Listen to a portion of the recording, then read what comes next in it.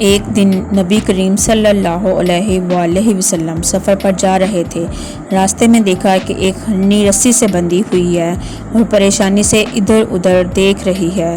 نبی کریم صلی اللہ علیہ وآلہ وسلم نے اس سے پوچھا، تم کیوں پریشان ہو؟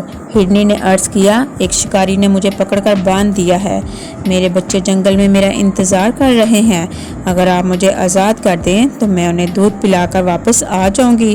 نبی کریم صلی اللہ علیہ وآلہ وسلم نے اس کی مجبوری دیکھ کر شکاری کے پاس جا کر فرمایا، کیا تم اسے تھوڑی دیر کے لیے چھوڑ سکتے ہو تاکہ یہ اپنے بچوں کو دودھ پلا آئے؟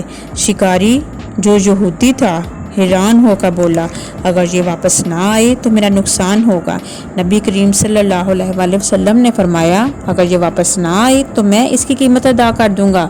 شکاری نے نبی کریم صلی اللہ علیہ وآلہ وسلم پر بھروسہ کرتے ہوئے ہرنی کو آزاد کر دیا۔ ہرنی دوڑتی ہوئی جنگل گئی، اپنے بچوں کو دودھ پلایا اور کچھ ہی پل بعد واپس آ گئی۔ اس کی آنکھوں میں بے بسی کے آنسو تھے۔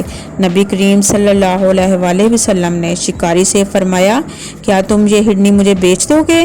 شکاری کا دل پگھل گیا اور ادب سے بولا، میں اسے آپ کو تحفے میں دینا چاہتا ہوں۔ نبی کریم صلی اللہ علیہ وآلہ وسلم مسکرائے اور ہرنی سے کہا، جاؤ اپنے بچوں کے پاس، تم آزاد ہو۔ ہرنی نے شکر گزاری بھری نظروں سے نبی کریم صلی اللہ علیہ وسلم کو دیکھا اور جنگل کی طرف دوڑ گئی۔